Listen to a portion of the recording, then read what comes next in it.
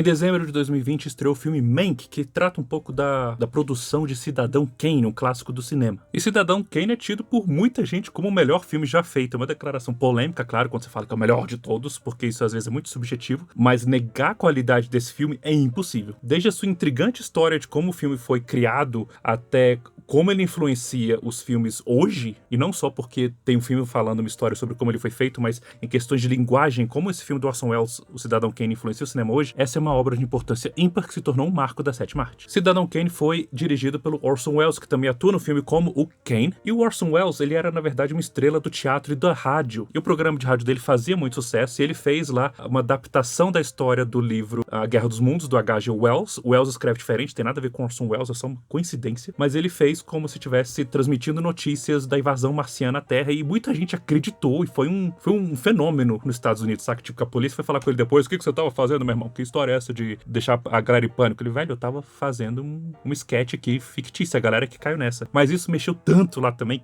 nos Estados Unidos, que elevou muito a fama dele. Isso levou o estúdio RKO, ou RKO Productions, que distribuiu muita coisa da Disney na época, antes da Disney ser a Disney, a contratar o Orson Welles pra fazer cinema, mas com um contrato, com cláusulas assim, que ninguém imaginava, e até hoje é inimaginável, porque basicamente ele tinha liberdade pra fazer o que ele bem entendesse. E aí o Orson Welles pegou a vídeo do magnata da mídia William Randolph Hearst como inspiração pra criar a história do Cidadão Kane. Teve sim inspirações em outras pessoas famosas da época, mas o espelho na vida do Hearst é muito inegável quando você vê a vida do cara. A trama do filme Cidadão Kane explora a vida de um homem muito poderoso, muito megalomaníaco, e que estava sempre em busca do poder, mas que era incapaz de forjar conexões reais, genuínas, emocionais com outro ser humano. E nessa sede por poder, ele buscava, na verdade, era ser adorado. Ele tinha uma deficiência ali que nunca bem desenvolvida no seu psicológico sobre como lidar com o amor e com a afeição dele mesmo pros outros e vice-versa, e dele pra ele mesmo. É um personagem muito complexo nisso. Ele buscava muito o amor do público, e isso vem de uma carência nascida na sua infância. Porque quando ele era criança, ele sofreu uma mudança muito brusca e muito grande na vida dele, muito de repente. E quando esse filme estava sendo feito, por motivos que até são explorados no Mank,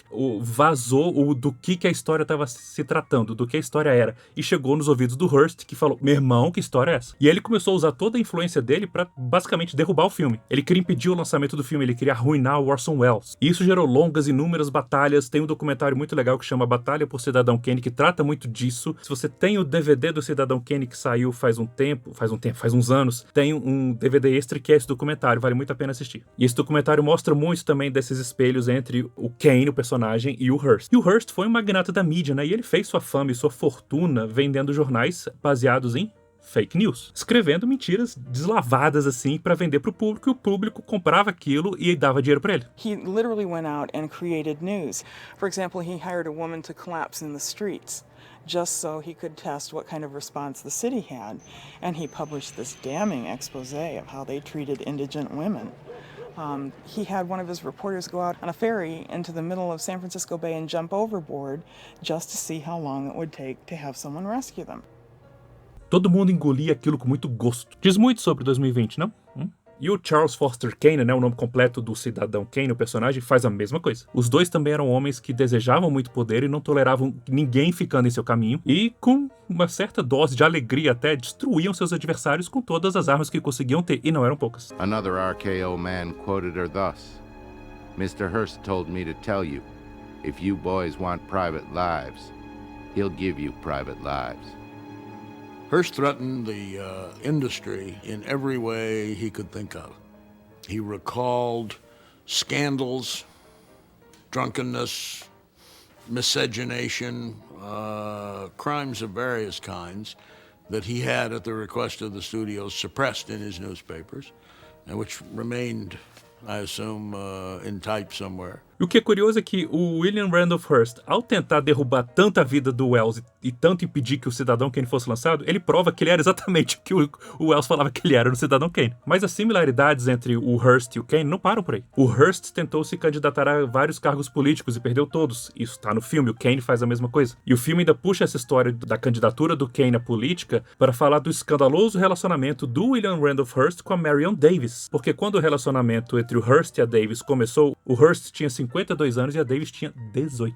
E o Hearst já era casado e a esposa dele estava grávida. E pra Marion Davies, o Hearst construiu um gigantesco palácio, uma mansão afastada assim mais perto de Los Angeles, com um terreno enorme, e ajudou a lançar a carreira dela como atriz no cinema, usando a influência dele pra tudo, saca? Então não só ele botava ela lá porque ele tinha poder, então ligava pra pessoas e pedia favor, coloca ela aí no filme, por favor, mas também os jornais dele, que eram de grande circulação, faziam críticas sobre os trabalhos dela, sempre enaltecendo muito o talento dela. E puxa isso pro Cidadão Kane. O Charles Foster Kane compra um terreno gigantesco, constrói um palácio enorme pra namoradinha dele, a Susan, que é muito mais nova que ele, só que ele não tenta lançar a carreira dela de atriz, ele tenta lançar a carreira dela como cantora de ópera. E as semelhanças entre o Hearst e o Kane vão até no fato de que o Hearst comprava compulsivamente peças valiosas, obras de arte, pra colecionar, e tem isso no filme. O Kane faz a mesma coisa, começa a viajar pelo mundo e começa a mandar estátua, pintura, tudo pra mansão lá, pra guardar.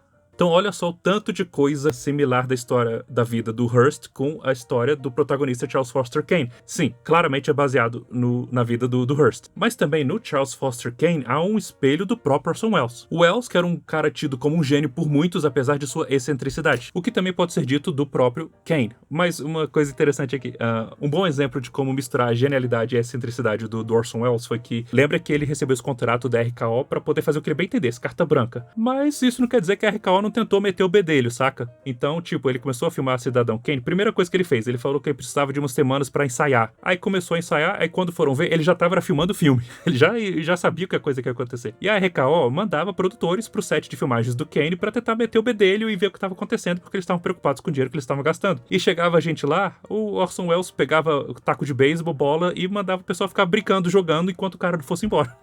Táticas criativas pra fugir dessa interferência que o estúdio prometeu que não ia fazer. Mas também pensa no lado dos produtores. É um nervosismo que eu acho muito justificado. Porque eles mal sabiam o que estava sendo filmado. E quantos deles queriam ir contra o Hearst? Será que eles sabiam que o filme era sobre o Hearst? Tem toda a história também. E tem o fato também que o Orson Welles contratou um monte de atores amadores, ou gente que nunca atuou antes. Então essa incerteza toda e o dinheiro que estava sendo injetado, ok, eu entendo a produtora querer ir lá, meu Deus, o que está acontecendo aqui? Eu preciso ter certeza que isso vai dar certo. Enfim, no final das contas, Kane virou o clássico que virou. Mas olha só, o Hearst ainda conseguiu meter o bedelho, o Kane foi lançado, não teve um sucesso de público muito grande, ele foi reconhecido como obra fantástica muitos anos depois, mas conseguiu suas indicações ao Oscar, mas até por causa do Hearst, ele só ganhou um Oscar, que foi inclusive o Oscar de melhor roteiro, dividido entre ele e o Mank, que é o do filme Mank, que eu já falo disso. Mas nessa história do Kane espelhar o Orson Welles, tem outras características. Tem outros elementos em Cidadão Kane que mostram esse amálgama criativo que o Orson Welles tinha e que levou pra tela. O filme Cidadão Kane abre com uma sequência de notícias, que era o chamado cinejornal na época, sobre a morte do magnato importantíssimo Charles Foster Kane. Porque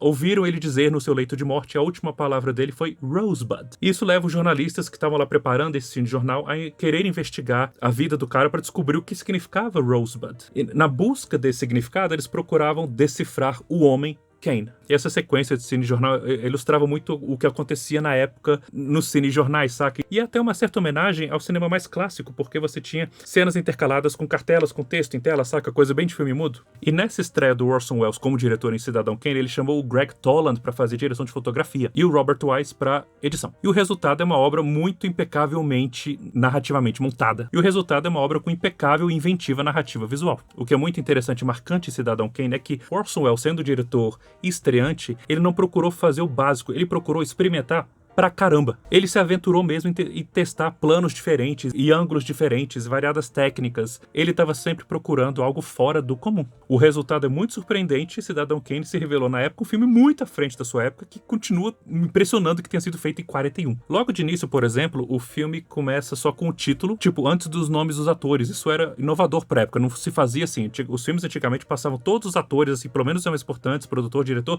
e aí começava. Eu falei um pouquinho dessa cena do cinejornal com cartelas, uma homenagem ao cinema clássico. Tem uma criatividade aqui, não só nessa cena, como no resto do filme, que parece ter sido inspirado no Georges Méliès. Georges Méliès foi o cara que fez o famoso filme Viagem à Lua, daquela cena da Lua tomando a nave no olho, sabe qual é? Você com certeza já viu essa cena, mesmo nunca tendo visto o filme. Vai ter vídeo sobre isso ainda, aguarde. Mas eu digo inspirações no Méliès por causa das suas invenções ilusionistas pra câmera. Por exemplo, você tem uma cena lá que o Kane tá discursando pra uma multidão na candidatura política dele, e é um bom exemplo da ilusão de ótica que o Méliès tanto inovou porque não tava aquela multidão lá. O que o Orson Welles fez foi pegar uma fotografia de multidão e fazer uns furinhos nela e ficar passando luz atrás para criar a ilusão de movimento. E o Orson Welles também foi estudar outros cineastas de renome. Por exemplo, John Ford. Ele assistiu filmes do John Ford trocentas vezes enquanto fazia Cidadão Kane em busca de inspiração. Então, por exemplo, você tem muito plongé e contra-plongé aqui, ó, câmera vindo de cima para baixo e de baixo para cima, plongé, contra-plongé, ok? Isso vem muito dos filmes do Ford. E o básico para que serve esse tipo de coisa? Para quando a câmera vem de cima, ela oprime o personagem. Tem um personagem que não tem muito poder, que está oprimido. Ao contrário, quando ela vem de baixo, ela empodera, ela engrandece a outra figura, dá poder a ela. E ele brinca com isso no filme de maneira muito certeira, muito afiada. E ele varia muito isso. O filme, visualmente, nunca é tedioso. É um filme com muita dinâmica visual. E o filme fez um uso de uma técnica inovadora para a época de foco profundo, que basicamente mantinha tudo em foco. O primeiro plano, o que estava por trás, tudo estava em foco. E isso dava uma sensação de tridimensionalidade pro filme que, pra época, era algo fora do comum, era algo que surpreendia. E a iluminação desse filme também é algo muito impressionante e merece muitos elogios. Eu falei que o diretor de fotografia aqui era o Greg Toland. Pensa na sequência que eu falei do Cine Jornal. Quando aquela sequência acaba e a gente vai pra sala ver os jornalistas debatendo sobre o que eles queriam fazer e sobre Rosebud e tudo aquilo, primeiro que a iluminação é uma sacanagem de bonita, tá? Vou nem falar do que ela faz pra história, mas é bonito, é lindo. Tipo, dá pra vontade de moldurar aquela cena. O jeito que a luz entra pela janela, iluminando aquilo ali, só a hora que eles acendem os cigarros, porque tudo acaba e começa a aparecer só os pontinhos de luz. É lindo, é simplesmente lindo. Mas, olha só também o que o filme faz com esse tipo de iluminação. Ali ele começa mostrando jornalistas e nunca mostra o rosto deles de verdade. Os rostos deles, né? Matei o plural aqui. E pro resto do filme, o rosto de qualquer jornalista vai estar sempre meio que nas sombras, meio escondido. E considerando esse tema do filme de falar de magnatas da mídia que, sem a menor vergonha, publicavam notícias falsas e sensacionalistas só para poder vender mais jornal, porque o povo compra isso, representar a fonte de notícias, ou seja, os jornalistas, de uma maneira obscura, sabe, uma fonte escusa, desconhecida, ou seja, desprovida de credibilidade. Se você não sabe de onde vem a fonte, ela não é confiável. Então tudo isso reflete um uso da iluminação que é muito certeiro, não só para as coisas ficarem muito bonitas, como são nesses filmes, tem tomadas realmente fantásticas, como para trazer esses elementos para a narrativa. E você pensar em tudo isso que esse filme estava dizendo de fake news, para o mundo de 2020 agora, que tem duas grandes pandemias, a do Covid-19 e a pior, que é a de fake news, apenas mostra o quanto que esse filme era visionário e estava à frente da sua época. E o Greg Toland, aliás, fez um uso de novas câmeras aqui que eram mais leves. Se eram mais leves, permitiam maior variedade de movimentos. Movimentos que foram explorados e testados, experimentados pelo próprio Welles e pelo próprio Toland. Explorados a ponto de eles trabalharem com o pessoal da direção de arte e cenários para criarem cenários que pudessem abrir ou pudessem ceder alguma parte para a câmera poder passar e pegar o movimento que ele queria, criativo. Então, essa inventividade toda da equipe criativa do filme gerou cenas memoráveis, gerou uma boa mescla de técnicas que são muito inspiradoras até hoje. E um bom exemplo de uma cena memorável aqui é a sequência da ópera, porque ela é apresentada em um momento e aí o filme pausa por uns 10 minutos para avançar um pouco a história e volta nessa cena por outra perspectiva e com novos elementos dramáticos que dão a essa cena muito mais impacto e deixa tudo muito mais trágico pra Susan, pra cantora ali em questão. Aliás, o Orson Welles, tô elogiando aqui como o cara era criativo e tudo, mas também era cretino, tá? Porque ele era muito babaquinha com a atriz que fazia Susan, porque a Susan tinha que ter asco do Kane, tinha que odiar o Kane. Então, ele tratava ela mal pra fazer ela odiar ele. Mas, pô, não é assim que você faz uma atuação ser mais forte, saca? Foi uma tática muito odiosa, que sim, podia ilustrar que o Orson Welles era um cara que pensava fora da caixa, mas também era um ser humano egoísta, difícil e, em vários quesitos, maldoso. Mas voltando a falar de Cidadão Kane, apesar de ter alguns diálogos excessivamente expositivos, é inegável o tanto que esse filme foi inovador. Ele tem uma linguagem ainda extremamente moderna e um marco do cinema que mostrou para a indústria toda cinematográfica o que dava para fazer em tela. É um ótimo estudo de personagem numa narrativa tecnicamente brilhante, que além dos elementos que eu já falei, você tinha sobreposições de uma cena em cima da outra para poder fazer os cortes de maneira muito fluida, fazendo assim a mudança das cenas e ilustrando passagem de tempo. Você tem closes personagens em momentos de intensidade que acrescentam a intensidade ao momento, e uma trilha sonora que pontua cada emoção. São tantos elementos unidos para criar uma narrativa tão única e tão fabulosa que ilustra a genialidade do Orson Welles, e o próprio disse que por ele ser, digamos assim, ignorante na questão de direção, é que ele foi tão criativo. Como eu mencionei antes, ele usou o não saber para experimentar a rodo. O não saber levou ele à curiosidade e à inventividade. Elementos-chave na história do cinema e em tantos outros cineastas geniais que ajudaram a sétima arte a se desenvolver. Entretanto, tem uma outra treta aqui em Cidadão Kane. E é uma treta que sempre foi muito debatida no mundo do cinema, que é a quem é o verdadeiro merecedor dos créditos do roteiro desse filme. Oficialmente, o roteiro do filme tá lá acreditado pro Orson Welles e pro Herman Mankiewicz. E o único Oscar de Cidadão Kane foi pro roteiro, então eles ganharam o Oscar. E há inúmeros artigos, inúmeros documentários defendendo que os dois merecem o crédito e tem outros que defendem que só o Mank, apelido do Mankiewicz, que merece o crédito. Eu já mencionei um pouco aqui do filme Mank. Esse filme, dirigido pelo David Fincher, vem defender que o mérito é do Mank. E falando agora de Mank, obviamente que o filme se propõe a mais do que só defender que o roteiro é do Mank. Mas ele traz o roteirista pro protagonismo, analisando suas interações com pessoas relevantes da sua vida que o inspiraram a criar elementos de Cidadão Kane. E tudo isso no pano de fundo que vai ilustrando o cenário político-social ali da década de 30 para 40. Ainda sobre as consequências pesadas da Grande Depressão econômica que assolou os Estados Unidos, principalmente no ano de 1929. E para tornar essa época de 30 mais vívida e mais palpável, o David Fincher procurou emular a estética cinematográfica dos filmes que eram feitos na época, principalmente de Cidadão Kane. Então sim, o filme foi filmado com câmeras digitais, mas as cenas receberam um tratamento para parecerem película envelhecida. O som do filme, por exemplo, foi gravado em um só canal. Mesma coisa para trilha sonora. Tudo foi filmado em preto e branco, com dedicação ao contraste entre claro e escuro. Isso não só remete à fotografia quase expressionista do Cidadão Kane, mas também rende tomadas que são plasticamente belíssimas. Que eu falei, tem cenas no Cidadão Kane que é só uma sacanagem de bonita. No Mank também tem umas cenas que são uma sacanagem de lindas. Lembra que eu falei do plongé e do contra-plongé? Aqui no Mank também o Fincher traz muito disso. E o uso de plano e contraplano, enfatizando silhuetas, por exemplo, coisa que tem no filme do Wells, também tem aqui no filme do Fincher. E lembra que eu falei que uma das inovações de Cidadão Kane foi mostrar o título do filme antes dos atores, que na época isso não era comum? O Fincher pegou o que era comum na época. Então aqui os nomes dos atores do Mank aparecem todos ali no começo, antes do filme realmente começar. Então isso tudo que eu citei são alguns exemplos dos elementos que mostram como o diretor trouxe toda a linguagem, a vivência, a experiência cinematográfica do que era ver filme na década de 30, 40, pro filme dele, pro Mank. E nesse quesito, o Mank oferece uma experiência bem diferenciada, que produz uma imersão muito imediata, ao mesmo tempo que se revela uma baita carta de amor pro cinema de Hollywood daquela época. E a trama de Mank procura enaltecer o talento do seu protagonista, mas não faz de forma maniqueísta. E pelo menos neste quesito é um acerto do roteiro, porque o Mank é adúltero, alcoólatra, inconveniente, inconsequente e até babaca às vezes. Mas também é inegável que quando o filme acaba, fica uma sensação de que você não conheceu de verdade o Mank. Parece que você conheceu fatos da vida dele, mas pouco sobre o que esse cara sentia, e o que o motivava, o que o impelia pra fazer coisas. E essa falta de conexão emocional com o Mank é meio que você não tem com ninguém nesse filme. Então, pra uma obra que se propõe a explorar um homem, uma obra que também se propõe a fazer um estudo de personagem como Cidadão Kane foi um estudo de personagem, e pra uma obra que também tenta explorar alguns sentimentos de culpa que o Mank tem, porque ele sabe que ele é meio cretino e ele se sente mal com isso, não há muito sobre a alma do protagonista aqui. O que até é engraçado, porque no filme, uma das falas do Mank no filme é que não se pode capturar a vida inteira de um homem em 2 horas. Tudo que você pode esperar é deixar a impressão de uma. E essa frase acaba sendo um espelho muito triste para um filme que falha em deixar uma impressão duradoura do próprio Mank. É uma história que não oferece grande impacto sobre a vida do Mank, chegando até a faltar consistência entre relatar fatos de sua vida e na forma como eles moldaram o Mank como homem. E não encaixa bem no roteiro também o fato de que ele quer usar um artifício como urgência, sendo que a gente sabe que deu tudo certo no final, porque ele coloca no começo lá que o Mank ia ter 3 meses pra escrever o roteiro de Cidadão Kane, aí de repente ele só tem 2, então ele perdeu 1 mês de prazo. Então o filme fica tentando criar uma tensão de, oh meu Deus, tipo, ele só tem esse tempo pra escrever essa obra, mas a gente sabe que ele já conseguiu, que foi um sucesso, que ele ganhou o Oscar, então essa tensão meio que some. E é difícil você trabalhar com um fato histórico que você já sabe a verdade e manter a atenção. O filme que faz isso bem é Apollo 13. Mas aqui no Mank isso meio que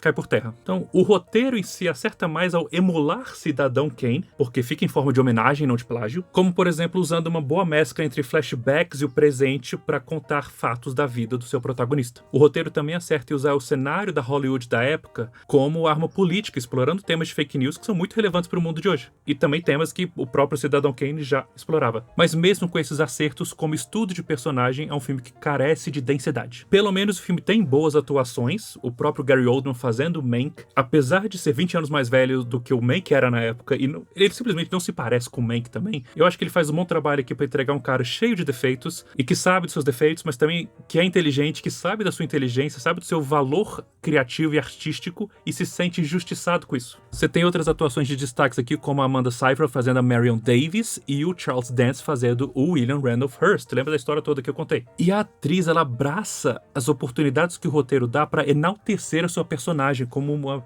pessoa sólida. E ela exala muito carisma, muita autoconfiança. Isso traz um valor pra história das tretas lá de Cidadão Kane interessante. E a postura dela reverbera de maneira eficiente com a postura do Charles Dance como Hearst, porque é uma presença muito imponente e muito assertiva. São boas atuações? São. Pra ganhar, digamos assim, o Oscar de melhor ator, melhor atriz? Acho que não, porque eu já vi gente fazendo trabalhos melhores esse ano, mas eles devem beliscar suas indicações, porque esse filme é muito Oscar bait. Pra quem nunca ouviu a expressão Oscar bait, é uma expressão que significa isca pro Oscar, porque é quando o filme acrescenta num só muitos elementos que a academia costuma gostar, adorar.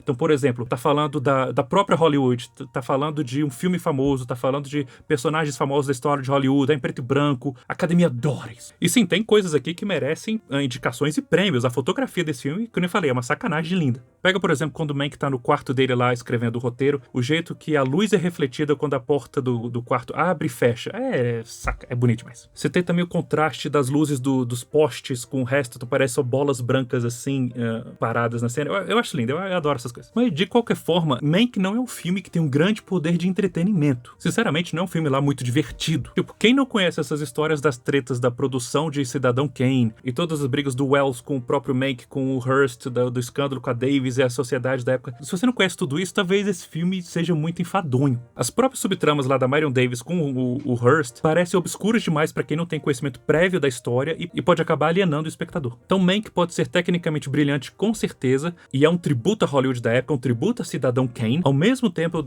critica a forma com que o poder do cinema foi usado para fins extremamente antiéticos e procura discorrer sobre a sociedade americana capitalista da época que estava devastada economicamente. Mas a sensação de que a jornada do seu protagonista fica aquém do que deveria ser é inevitável, resultando num vazio emocional que tira o brilho de cenas tão plasticamente bonitas. Então, Mank é um filme que eu, por exemplo, por prazer não vou reassistir, só se for pra eu estudar alguma coisa. Você quer ver um filme bom mesmo, divertido, que vai te entreter? Assiste Cidadão Kane. É impressionante como esse filme foi feito em 1941 e parece que foi feito hoje. Assiste qualquer filme da época e você vai ver que Kane era muito à frente da sua época em ritmo, em narrativa, em inventividade visual, iluminação, em temática. Cidadão Kane é realmente muito impressionante. Mank, nem tanto. Pessoal, muito obrigado por assistirem meus vídeos. Já viram Cidadão Kane? Viram Mank? O que vocês acham da treta toda? Gostam de Mank ou não no final das contas? Comenta ali, curte aí pra continuar dando passos nerds. Não deixem de se inscrever aqui.